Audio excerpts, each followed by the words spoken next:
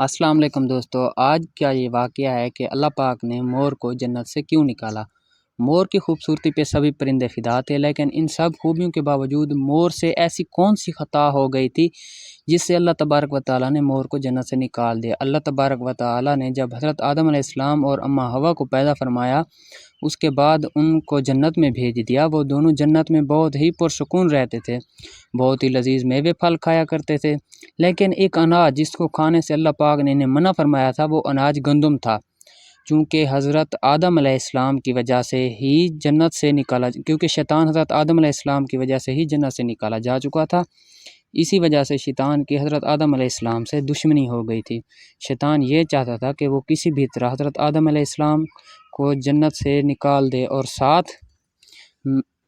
ساتھ میں اماں حوا کو بھی جنت سے نکال دے۔ جب شیطان کو یہ خبر ہوئی کہ حضرت آدم علیہ السلام کو تمام میوے کھانے کی اجازت ہے لیکن گندم کھانے کی اجازت نہیں ہے، تو شیطان انتقام کی آگ دل میں لیے جنت کے دروازے کے پاس بیٹھ گیا اور 300 سال تک وہاں بیٹھا رہا کہ کوئی جنت کے دروازے سے باہر آئے اور شیطان اس سے بات کر سکے۔ ایک دن اچانک سے مور جنت سے باہر آ گیا۔ شیطان کو اس کو دیکھتے ہی بہت خوش ہوا۔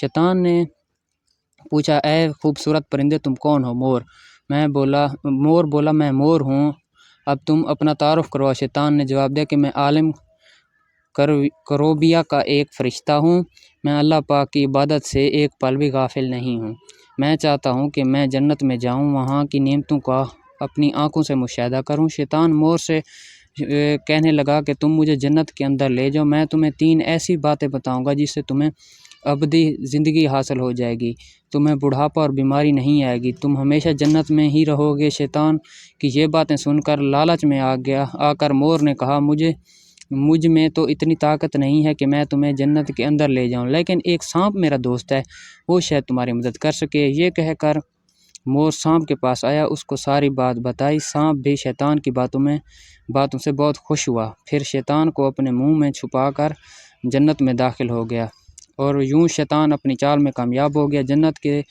تمام نگہبانوں کو یہ معلوم تھا کہ شیطان یہ چال چل رہا ہے اور جنت میں داخل ہو چکا ہے۔ فرشتے شیطان کو جنت سے نکالنے لگے، تب ہی اللہ پاک کا حکم ہوا کہ اس کو ابھی تک جنت میں ہی رہنے دیا جائے۔ وہ فرشتے اللہ تبارک و تعالیٰ کے حکم سے رک گئے۔ شاید یہ حضرت آدم علیہ السلام کا امتحان تھا۔ شیطان حضرت آدم علیہ السلام کے پاس اور اماں حوا کے پاس جا کر اپنی محبت کا اظہار کرنے لگا۔ وہ دونوں ہی شیطان کو پہچان نہ سکے، کیونکہ ماضی کے مقابلے میں شیطان کی شکل تبدیل ہو چکی تھی۔ شیطان کہنے لگا کہ میں چاہتا ہوں کہ آپ دونوں ہمیشہ جنت میں اسی طرح زندگی گزاریں، ہمیشہ خوش رہیں۔ حضرت آدم علیہ السلام اس کی بات بہت غور سے سننے لگے۔ شیطان نے کہا، اگر آپ میری بات مان جائیں تو آپ کو جنت کی اور بھی تمام سہولیات ملیں گی۔ حضرت آدم علیہ السلام شیطان کے بہکاوے میں آ کر کہنے لگے کہ یہ کس طرح ممکن ہے؟ شیطان کہنے لگا، ایک گندم کا دانہ اگر آپ دونوں چکھ لیں تو آپ کو ابدی حیات حاصل ہو جائے گی اور آپ جنت میں ہی رہیں گے۔ یہ سن کر حضرت آدم علیہ السلام دل میں رجحان پیدا ہوا، لیکن ان کے دل میں اللہ کی نافرمانی کا خوف غالب آ گیا، جبکہ اماں حوا شیطان کی باتوں میں آ گئی، جس پر اماں حوا نے حضرت آدم علیہ السلام کو راضی کر لیا۔ پھر اس کے بعد ان دونوں نے اس گندم کے دانے کو چکھ لیا۔ جیسے ہی گندم کا دانہ ان کے اندر گیا تو دونوں کے ستر واضح ہو گئے، جس کے بعد دونوں نے اپنے اپنے ستر چھپانے لگے اور خوف خدا سے کانپنے لگے۔ اس دوران اللہ تبارک و تعالیٰ نے فرشتوں کو یہ حکم دیا کہ حضرت آدم علیہ السلام اور اماں حوا دونوں کو زمین پر اتار دو۔ حضرت آدم علیہ السلام کو سری لنکا کے قریب نیچے زمین پہ بھیج دیا، جبکہ اماں حوا کو جدہ کی سرزمین پر اتارا گیا۔